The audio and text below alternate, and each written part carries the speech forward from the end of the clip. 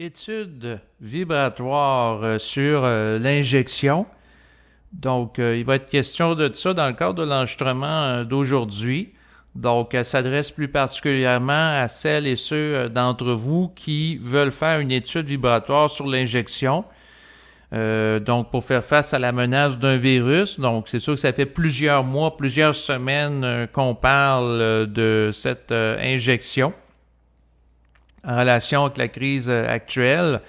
Et l'objectif de l'enregistrement d'aujourd'hui, c'est de faire le point par rapport à ça dans ma vie. On peut faire une étude vibratoire sur n'importe quel sujet. On pourrait, par exemple, faire l'étude d'une pâte à dents. Donc, pour se brosser les dents, on pourrait étudier différentes marques aussi pour voir s'il y en a une qui est plus ajustée que d'autres pour soi. Donc, est-ce que c'est sain, par exemple, prendre un certain type de pâte à dents et ainsi de suite. Donc, on peut étudier n'importe quoi, n'importe quel produit, mais là, ça va porter sur l'injection. Pourquoi? Ben, parce que je suis un Canadien. Je vis au Québec, qui est une province du Canada, et j'ai appris récemment qu'au Canada, eh bien, sans injection, les gens ne pourront plus sortir du pays bientôt, dans quelques jours. Et que présentement au Québec, ben avec le passeport qui est mis en place en relation avec l'injection, ben ça en prend un pour aller au restaurant, ça en prend un pour aller dans les bars, ça en prend un aussi pour visiter depuis tout récemment des proches dans des résidences de personnes âgées. Donc on sent qu'il y a une pression pour se faire injecter. Et n'étant pas injecté, ben je vais étudier plus amplement la pertinence d'aller de l'avant ou non par rapport à ça. Donc, c'est exigé dans plusieurs lieux publics. Il y a eu des gens qui se sont fait menacer de ne plus pouvoir exercer leur travail s'ils ne sont pas injectés. Si on pense aux travailleurs dans le domaine de la santé. Et présentement, par rapport à ça, c'est très émotif, le sujet de l'injection. Il y a une polarisation sans précédent entre les médias de masse et également les médias alternatifs qui présentent des visions très différentes par rapport à l'injection. Là, il n'y a pas de consensus qui est là. Donc, comment s'y retrouver? Ben, c'est à travers son identité propre, sa sensibilité et sa capacité d'être en contact avec sa source. Et c'est dans cet esprit-là que, dans les prochaines minutes, je vais poser des questions à moi-même dans le sens de ma contrepartie cosmique en tant qu'esprit. Donc, le but de l'enregistrement aujourd'hui, c'est d'être en contact avec mon esprit et j'invite les gens qui m'écoutent présentement à être en contact avec le leur. Donc, dans les prochaines minutes, je vais poser des questions en lien avec l'injection d'une substance expérimentale pour faire face à un virus en utilisant ma perception vibratoire à moi. Et j'invite les gens à en faire autant pour celles et ceux qui ont envie d'étudier la substance. L'important dans cet exercice est de poser des questions précises par rapport à soi et non pas pour les autres, car une même substance peut avoir un impact différent sur les gens.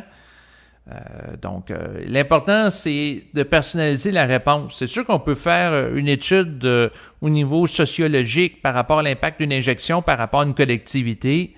Oui, ça peut se faire, mais l'objectif de l'enregistrement, c'est d'en venir à un positionnement individuel à l'égard de la substance. Donc, de vérifier pour soi plutôt que par rapport à la population en général.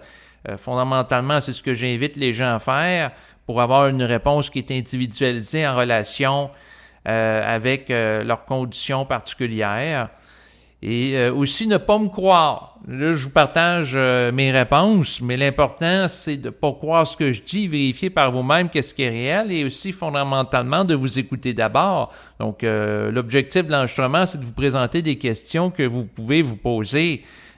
Mais fondamentalement, l'important, c'est les réponses que vous pouvez vous donner aux questions que vous vous posez. Puis regardez, lorsque ça vibre, donc on peut parler avec l'esprit de n'importe quoi, on peut parler de la pluie puis du beau temps, des sortes de dentifrice, mais on peut parler des sujets qui sont un peu plus sensibles ou qui ont des enjeux sociaux beaucoup plus grands. Parce que là, si la personne n'est pas injectée puis elle a de la difficulté à avoir accès à des lieux de société comme des restaurants, ensuite de visiter des gens dans les résidences de personnes âgées, ainsi de suite, les enjeux sont beaucoup plus grands. Donc, ça risque d'être beaucoup plus chargé au niveau énergétique, puis ça risque aussi de nous faire monter un peu plus en vibration que de parler, par exemple, de manger ou non des fraises pour dessert. Ça risque d'être moins chargé d'absorber cette substance-là que celle dont il est question dans cet enregistrement pour faire face à la menace d'un virus. Donc, je vous partage dans les prochaines minutes mes questions et naturellement, je vous invite à vous écouter d'abord. Et pourquoi que je dis ça? Parce que je suis sans doute l'un des rares individus qui va vous parler comme j'aimerais être parlé par mes dirigeants. Donc, les gens qui sont au pouvoir au Québec, les gens qui vont influencer l'opinion publique dans les médias et également les politiciens. Ben, je trouverais ça intéressant que ces individus qui ont beaucoup d'influence sociale invitent les gens à s'écouter d'abord. Mais bon, on n'est pas rendu à ce stade-là. Il y en a beaucoup d'entre eux qui vont dire aux gens quoi faire en lien avec l'injection et ça leur appartient et ils auront à vivre avec l'impact de leurs propos. Et moi, j'ai à vivre avec les impacts de ma parole, c'est-à-dire que j'invite les gens à être en contact avec eux-mêmes puis je m'invite moi-même à être en contact avec moi-même. Donc, voilà le petit préambule, la petite mise en contexte qui est faite. Et là, je vais entrer en contact avec mon esprit pour canaliser des informations en lien avec des questions que je me pose par rapport à l'injection. Donc, idéalement, c'est de poser des questions qui doivent être neutres, objectives, pas sous-entendre des croyances, des préjugés, pour pas que les questions soient colorées d'astralité, de mémoriel, d'intellect. Donc, si je pose la question à l'esprit... quel est l'impact sur ma santé d'absorber une injection expérimentale particulière? Ben, il me répond, ben, ça dépend quelle injection. Et là, c'est sûr que je peux passer en revue les différentes marques d'injection qui me sont proposées là, par le gouvernement. Et là, je peux identifier, bon, je peux les passer en revue, puis là, je regarde qu'est-ce qui émerge. Si je pose la question à l'esprit, est-ce que de prendre l'injection, ça va, dans le fond, est-ce que, dans le fond, quel impact que ça va avoir sur ma santé? Ben, donc, est-ce que ça peut nuire à ma santé? La réponse que ça me dit, non. Globalement, c'est non. Il me dit, c'est sûr, si tu te fais injecter, tu vas avoir mal au bras et, tu sais, il va y avoir des choses normales par rapport au site d'injection. Ensuite, est-ce que, dans le fond, est-ce que ça va avoir un impact sur ma santé si j'ai des doses multiples? Une dose, 2 doses, 3 doses, 4 doses, 5 doses, 6 doses, 7 doses. Est-ce que ça va m'empêcher de fonctionner si j'ai des doses multiples par rapport à... Peu importe la marque là, des compagnies, est-ce que dans mon quotidien, ça va altérer mon fonctionnement? La réponse, fondamentalement, c'est non. C'est sûr qu'il me dit, ben, tu peux avoir un petit peu de fatigue après être injecté. Bon, OK. Mais est-ce que est-ce que ça va m'empêcher de fonctionner, là? Non. Là, je pose la question par rapport aux doses de rappel, parce que là, on parle présentement d'être injecté pleinement, c'est 2 doses. Puis là, en Israël, ben là, pour être considéré injecté pleinement, c'est 3 doses, puis éventuellement la possibilité de 4 doses. Fait que si le Québec suit le même modèle, ou la France, ou d'autres pays dans le monde, est-ce que de me faire injecter à tous les 6 mois une dose dans les mois des prochaines années, est-ce que quel impact que ça va avoir sur ma santé? Ben, il me dit ça ne changera rien. Il dit il y a des gens qui se font injecter par rapport à la grippe là, pour faire face à la grippe à chaque année, puis ces gens-là fonctionnent. Il dit vous avez tendance à dramatiser la nature et la portée de l'injection. Il dit vous êtes influencé par rapport à de la peur, de la crainte, de l'astralité qui est véhiculée par rapport à des médias de réseaux, des médias alternatifs sur les réseaux sociaux, puis ça vous influence, puis là, vous nourrissez de la crainte démesurée par rapport à ça. Il dit, est-ce qu'il y a des effets secondaires en lien avec l'injection? Il dit, oui, il y en a. Mais il me dit, surévaluer la menace potentielle par rapport à votre personne spécifique et vous devriez plutôt vous concentrer sur votre personne spécifique et laisser les autres se concerner sur leur propre personne. Il dit, les médias de masse sont sous influence astrale puis les médias alternatifs aussi. Fait que là, il dit, réveillez-vous. Bon, OK, c'est intéressant. Mais là, si je pose la question, est-ce que la substance injectée peut avoir de l'impact sur mon système immunitaire, sur sa force, sur sa puissance? Il dit non.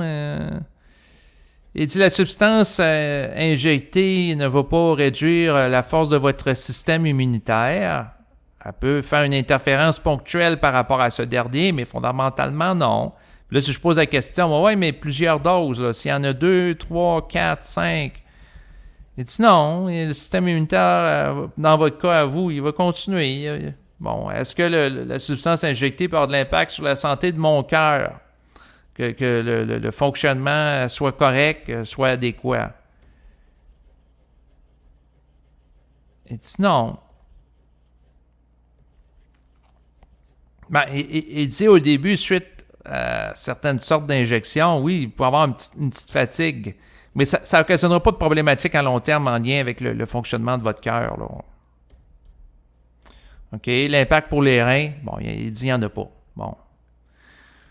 Ensuite, pendant que je vous parle, j'ai mes questions d'un côté, puis en même temps, je prends le crayon pour faire des barres de gauche à droite pour m'amener dans un état de transe, pour canaliser.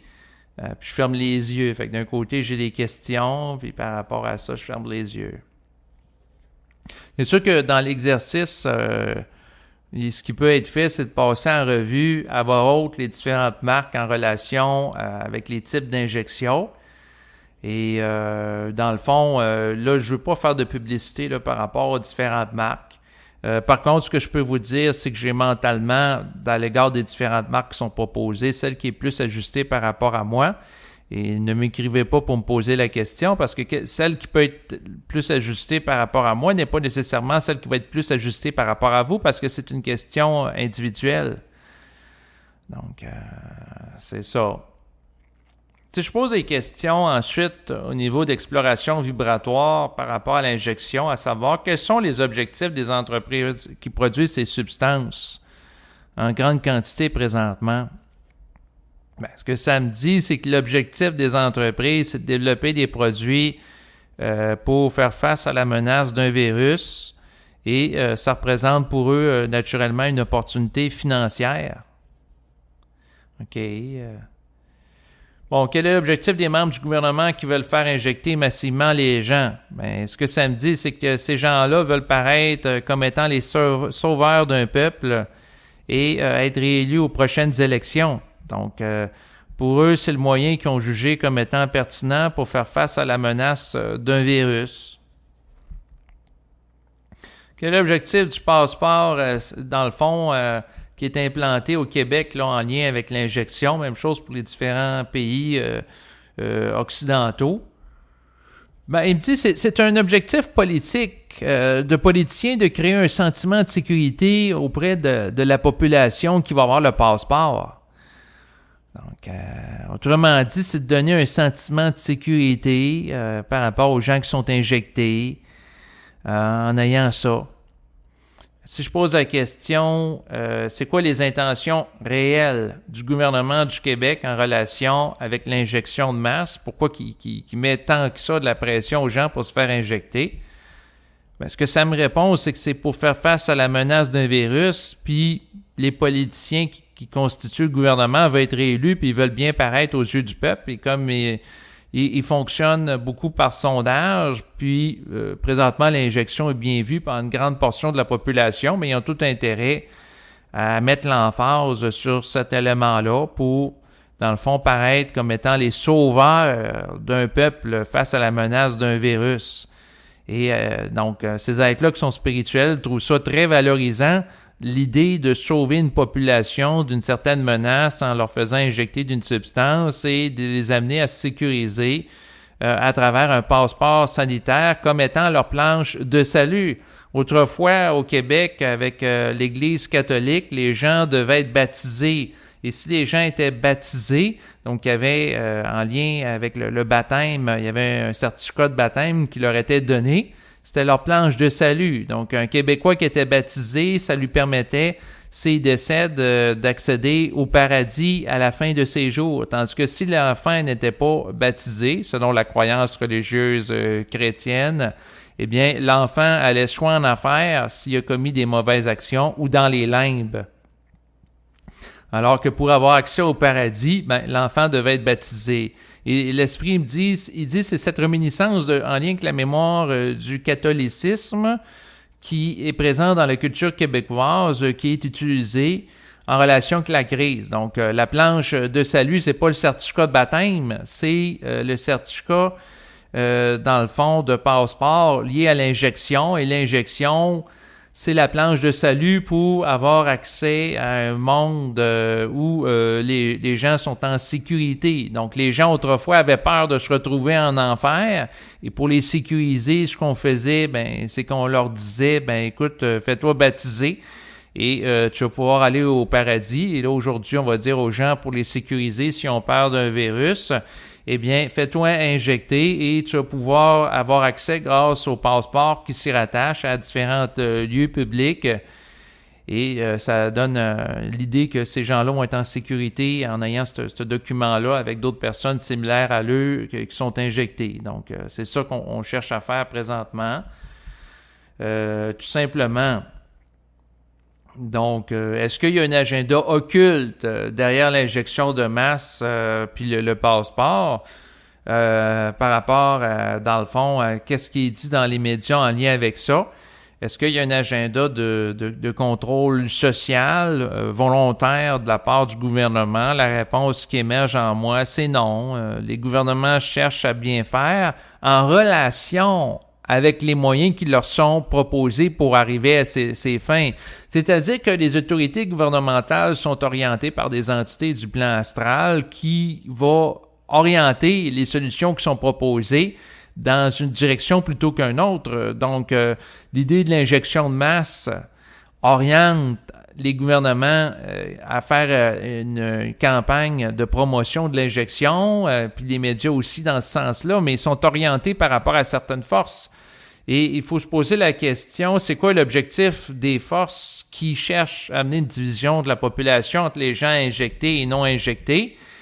Eh bien, c'est de voir que les forces qui orientent dans ce sens-là et qui nourrissent la peur des injectés par rapport aux non injectés, et ça peut être le contraire aussi. Le but des forces, c'est d'amener les gens à vibrer à de l'émotionnel. C'est pas à ce qu'il y ait une sortie de crise. Donc, les forces qui cherchent à diviser la population, c'est pas que la crise prenne fin, c'est que les gens vibrent à de l'émotionnel, entre autres de la peur ou un sentiment de culpabilité.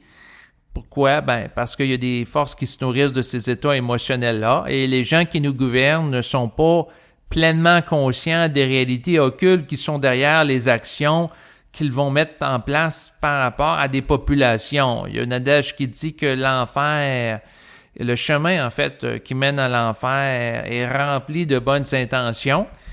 Et c'est sûr que dans les membres du gouvernement, il y en a qui sont très spirituels et leur intention en proposant l'injection de masse, c'est en ayant passé en revue préalable certaines façons de stratégie pour faire face à la crise, c'est elles qui ont évalué comme étant la meilleure, puis eux autres, en faisant cette promotion-là, croient bien faire avec grande sincérité.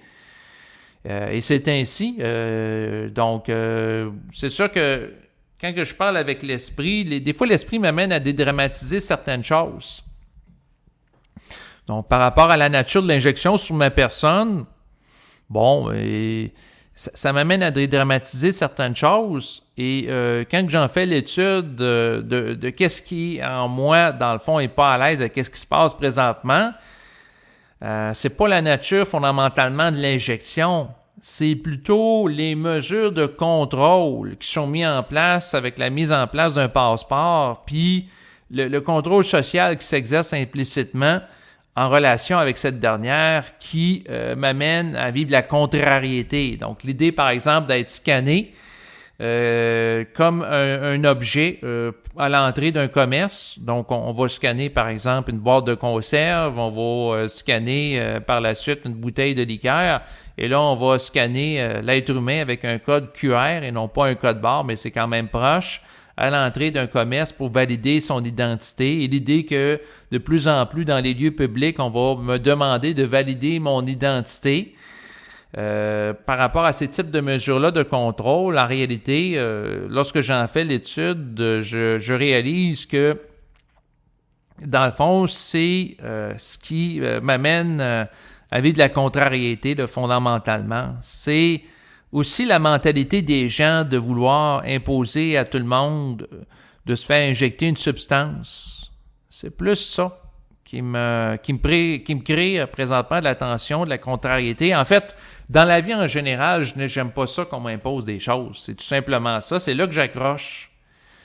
Mais si vous me posez la question, est-ce que les membres du gouvernement, comme Christian Dubé, François Legault, qu'est-ce qu'il y en est par rapport à leur intention? Moi, ce que ça me dit intérieurement, c'est que ces gens-là cherchent à faire le bien selon ce qu'ils croient être juste, mais qu'ils n'ont pas une compréhension multidimensionnelle de la réalité, des impacts aussi occultes de leur action, et n'ont pas une compréhension totale de la psychologie de masse, qui fait que des fois, ils vont faire des erreurs de communication à travers leurs conférences de presse, leurs propos, leur approche aussi de la population.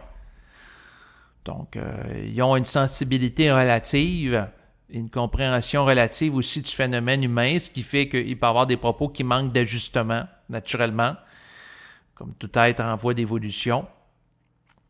Donc, mais fondamentalement, un agenda de contrôle social des autorités québécoises qui serait en dehors de la crise, non. Ça me dit qu'il n'y a pas d'agenda en dehors de la crise. Est-ce que le gouvernement québécois, dans le fond, par rapport à la crise, c'est quoi qu'il a gagné en relation avec son mode de gestion? Ben, c'est d'être bien vu par la population, vu comme en faisant suffisamment pour faire face à la menace du virus, aller dans le sens de répondre aux besoins de personnes qui ont peur, d'être sécurisées à travers leurs actions nombreuses, de leur engagement. Et à quelque part, ils font ça pour plaire à la population, puis il y a une certaine sincérité derrière ça. Donc, c'est ce que je perçois présentement. Est-ce que, en lien avec la crise présentement, la menace d'une pénurie alimentaire est réelle ou c'est quelque chose de fabulé, de fantasmé? Ben, ce que ça me dit, ben, c'est sûr que présentement, si, dans le fond, la crise amène des retards d'acheminer certains conteneurs à certains ports. Ensuite, il y a des employés, ben, sont jugés comme étant des cas positifs, ben, ils peuvent pas travailler.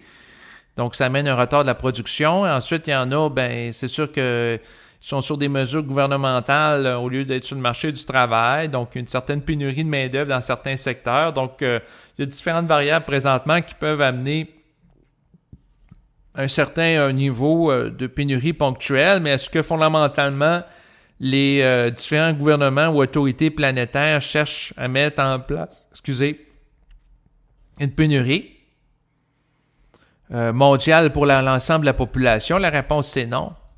Ils ont à faire face à la crise, ils mettent en place des mesures. Il y a des mesures qui peuvent retarder la production industrielle, ce qu'on n'a pas connu dans les dernières années.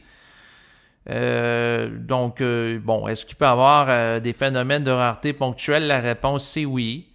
Mais est-ce qu'on peut se retrouver dans les prochains jours avec un rationnement un peu comme lors de la Deuxième Guerre mondiale avec des coupons pour avoir les denrées de base là, comme la farine et ainsi de suite? La réponse, c'est non. Mais des raretés ponctuelles, oui. Bon, il ne faut pas nécessairement dramatiser. Et là, je vous parle de ça par rapport à moi-même qui a fait des réserves pour au moins 3 mois de nourriture avec des poches de riz, des lentilles, des boîtes de conserve. Donc, j'ai tout acheté ça là, dans les dernières semaines. Si je le parle à voix haute, est-ce que c'est nécessaire d'avoir acheté tout ça? La réponse que ça me dit, c'est non. Par contre, c'est des choses qui se conservent bien. Donc, si je les passe dans les prochains mois, il n'y a aucun problème. Il n'y aura pas de gaspillage. relatif à cela. Puis, il arrive aussi tout simplement comme phénomène, c'est quand l'hiver, il y a des grosses tempêtes de neige. J'ai pas envie de sortir de chez moi pour aller à l'épicerie. Ça m'appartient, tout simplement. Sinon, j'avais une liste de questions, je les ai passées en revue, fait que j'ai fait l'alternance entre mes questions puis qu'est-ce que je canalisais. Là, je vais tomber sur un mode plus sans support de questions, juste en mode canalisation, là, tout simplement. J'avais des choses à observer par rapport en lien avec l'injection.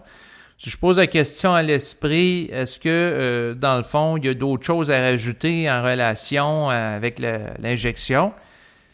Ce qu'il me dit, c'est que dans mon cas personnel, je me suis trop cassé la tête par rapport à ça. J'ai trop dépensé dans les dernières semaines, les derniers mois, une quantité grande d'énergie à me faire récupérer par l'astral puis à vibrer à de l'anxiété en relation avec l'impact potentiel de l'injection et j'aurais dû vérifier sur le plan énergétique plus rapidement qu'est-ce qu'il y en est.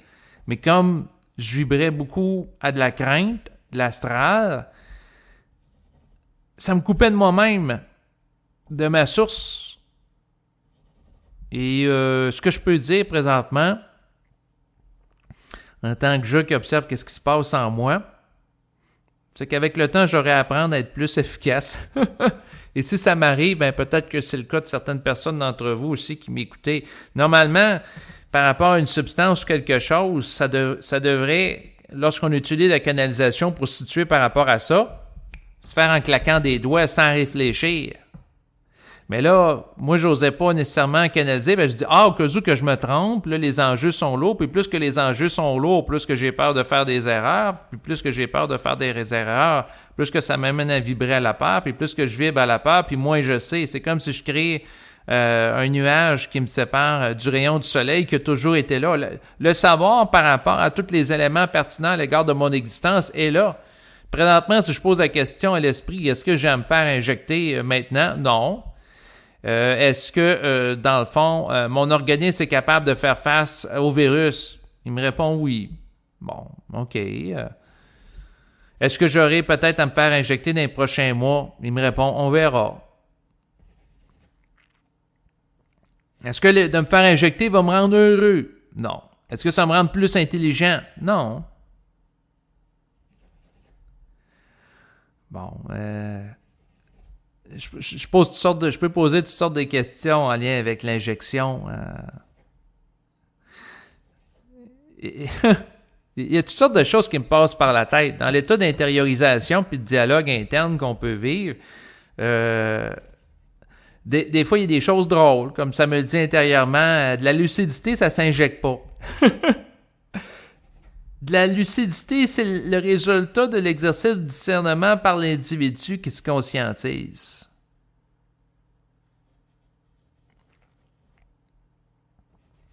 Donc, voilà ce que je voulais vous dire aujourd'hui. C'était une capsule par rapport à l'injection. Bon, ça a été utile pour moi à dédramatiser par rapport à certains éléments relatifs à l'injection. Donc, par rapport à l'injection, on va voir ce que ça va donner aussi au niveau de la population dans les prochaines semaines, prochains mois. Il y a des gens qui vont évaluer certains effets, d'autres effets, puis on verra le réel de qu'est-ce qui est dans un nombre de semaines, dans un nombre de mois. Par rapport au concret de tout ça, c'est sûr qu'il y a un délai. Et écoutez, dans le fond, je me permets ici de faire amende honorable dans le sens que sur Facebook, dans les dernières semaines, dans les derniers mois, j'ai beaucoup partagé des éléments de gens qui étaient plutôt pessimistes en relation avec la gestion de crise, l'injection. Et je pense qu'il faut réajuster les choses à un certain niveau. Il faut regarder les réalités pour ce qu'elles sont. Et moi, la perception que j'en ai, c'est que les gouvernements ne sont pas composés d'anges, mais ils ne sont pas composés non plus d'êtres qui sont... c'est ça qui me vient en tête, là, d'être consciemment satanique. Il ne faut pas aller dans ce sens-là non plus.